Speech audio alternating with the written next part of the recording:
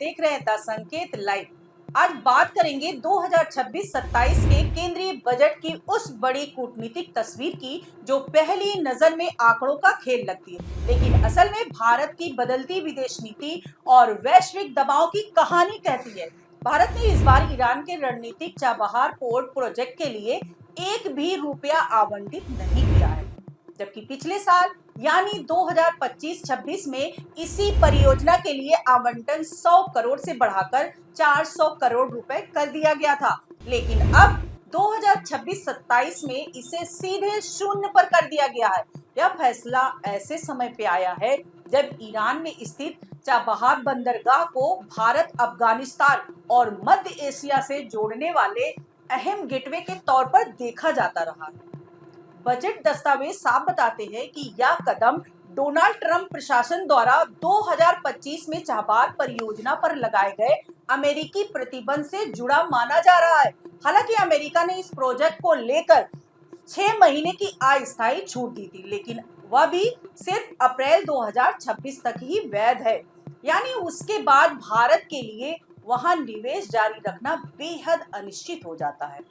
ऐसे में सवाल उठता है कि क्या भारत अमेरिका के दबाव में अपने रणनीतिक हितों से पीछे हट रहा है, क्योंकि चाबहार वही बंदरगाह है जिससे भारत पाकिस्तान को बाईपास कर अफगानिस्तान और मध्य एशिया तक पहुंच बनाता रहा है। लेकिन अब बजट में शून्य आवंटन यह संकेत देता है कि नई दिल्ली फिलहाल जोखिम नहीं लेना चाहती। इसी बजट में दूसरा बड़ा फैसला बांग्लादेश को लेकर सामने आया है। भारत ने बांग्लादेश के लिए विकास सहायता को लगभग आधा कर दिया है। 2025-26 में जहां ये राशि 120 करोड़ रुपए थी, वहीं 2026-27 में इसे घटाकर सिर्फ 60 करोड़ रुपए कर दिया गया है। विशेषज्ञ मानते हैं कि यह कटौती ढाका में अंतरिम सरकार के कार्यकाल के दौरान भारत बांग्लादेश रिश्तों में आई ठंडक का सीधा संकेत है। हालांकि बताया जा रहा है कि 12 फरवरी को बांग्लादेश में होने वाले आम चुनाव के बाद नई दिल्ली दोनों देशों के संबंधों को दोबारा पटरी पर लाने की कोशिश करेगी। लेकिन फिलहाल बजट के आंकड़े साफ बता रहे हैं कि भारत ने अपने पड़ोसी के लिए मदद कम कर दी है। अब जरा दूसरी तरफ देखिए, जहां कुछ देशों के लिए कटौती हुई है, वहीं भारत के एक करीबी भागीदार भूटान को सबसे ज्यादा फायदा मिला है। भूटान 2026-27 में भी बाह्य सहायता कोष का सबसे बड़ा लाभार्थी बना हुआ है और उसके लिए 2288 करोड़ रुपए का आवंटन किया गया, जो पिछले वित्त वर्ष के 2150 करोड़ रुपए से थोड़ा ज्यादा है। यानी भारत भूटान के साथ अपने रणनीतिक और ऐतिहासिक रिश्तों को मजबूत बनाए हुए। इसके अलावा विदेश मंत्रालय के कुल बजट में भी मामूली बढ़ोतरी की गई। Ministry of external affairs India को 2026-27 के लिए 22,119 करोड़ रुपए दिए गए हैं, जो पिछले साल 20,517 करोड़ रुपए थे। इसमें विदेश विकास सहायता का हिस्सा 6,998 करोड़ रुपए है, यानी मंत्रालय के कुल बजट का लगभग एक तिहाई, जो पिछले साल के 6,750 करोड़ रुपए से थोड़ा ज्यादा है। यानी कुल मिलाकर भारत विदेशों में विकास परियोजनाओं पर खर्च जारी रखे हुए है, लेकिन प्राथमिकताएं बदल रही है।